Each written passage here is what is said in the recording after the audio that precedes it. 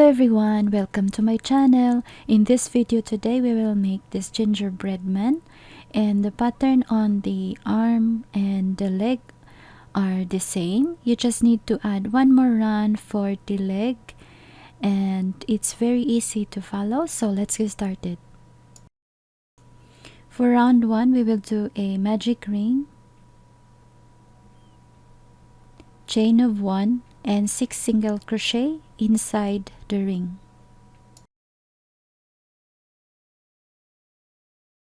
Once you have made 6 single crochet, pull this tail of the yarn and do a single crochet in the first chain and 2 single crochet in the second chain. Repeat for 9 single crochet.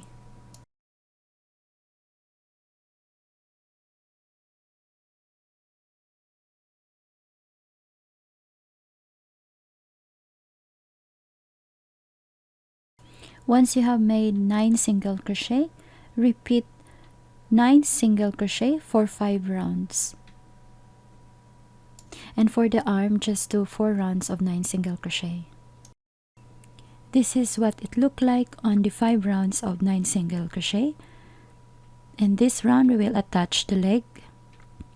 For the arm, you just need to cut the other pair of the arm, and on the other arm of the pair, leave a long tail for sewing. And now we will connect the 2 legs. Let's insert on the next chain and do a single crochet and single crochet around, round and round, for a total of 18 single crochet around. And once you made 18 single crochet around, repeat it for 3 rounds of 18 single crochet, and let's meet to the end of the round.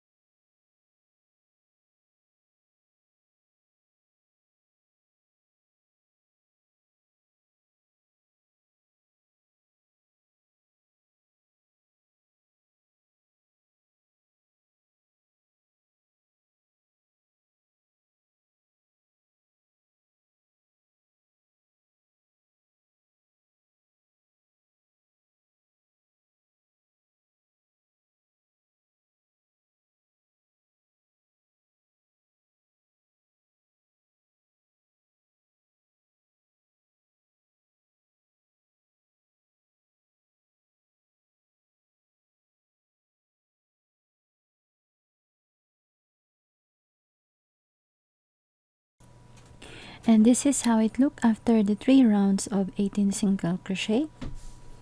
And for this round we will do a single crochet in the first chain.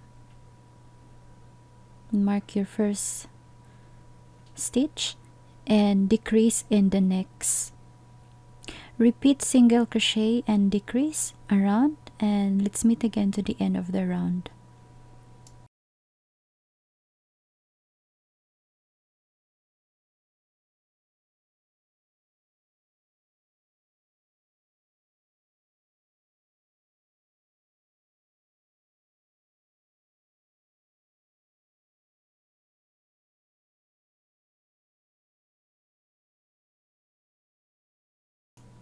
So we're back and we finished the round, and for this round we will do a decrease all around.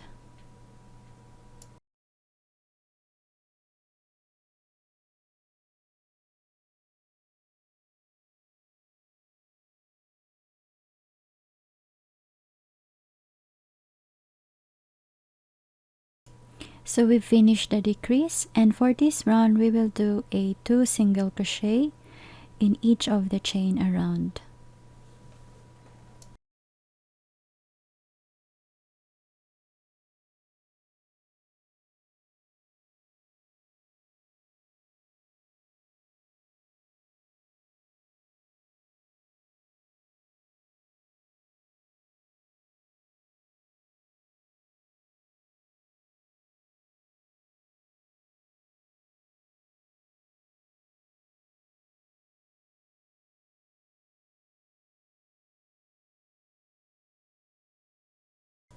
So we have 12 single crochet around, and for this round we will do a single crochet in the first chain and 2 single crochet or increase in the next chain for 18 single crochet around.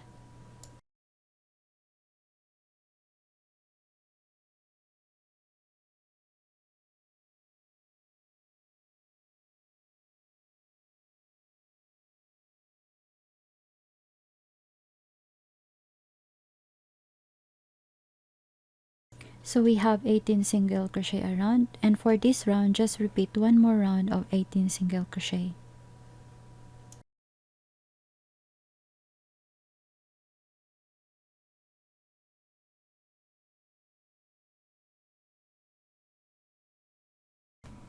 So we're back, we finished the 18 single crochet, and for this round we will do a single crochet in the first chain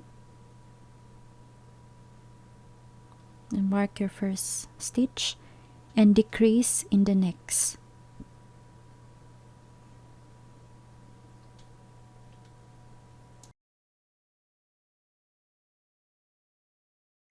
Repeat single crochet and decrease, and let's meet again to the end of the round. So we finished that round, and for this round we will just do a decrease. Our last round we just do a decrease.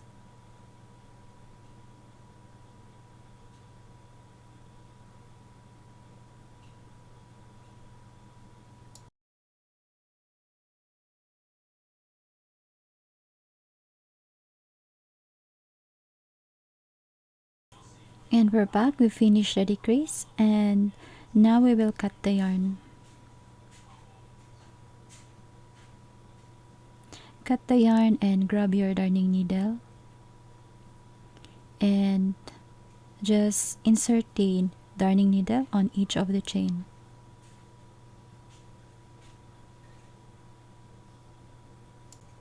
And pull it tight.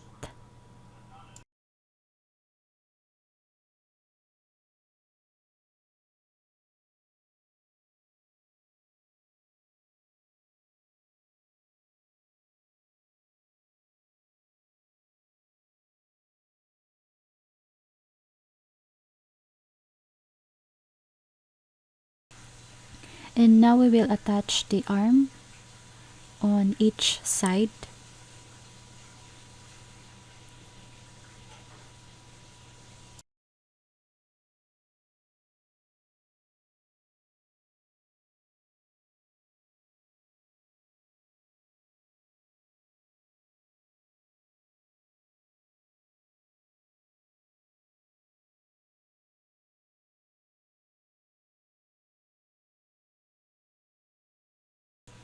When you have the extra tail on the arm, on the one arm, just slip through the yarn or the darning needle inside, so you can also sew the other side of the arm.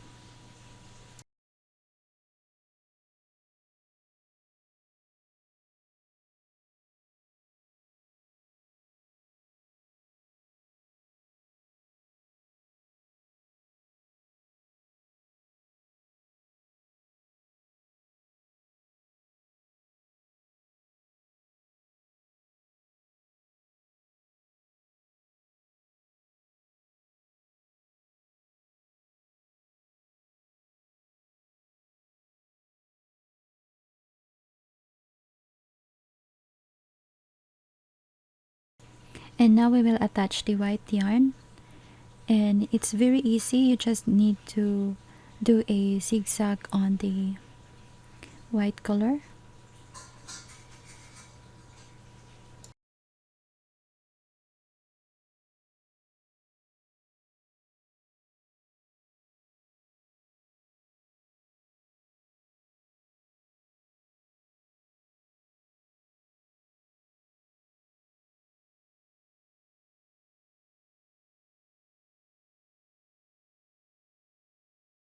And after that, you can add the felt.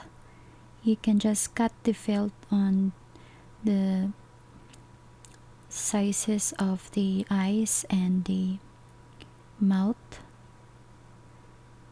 And you don't need to be very professional to do this.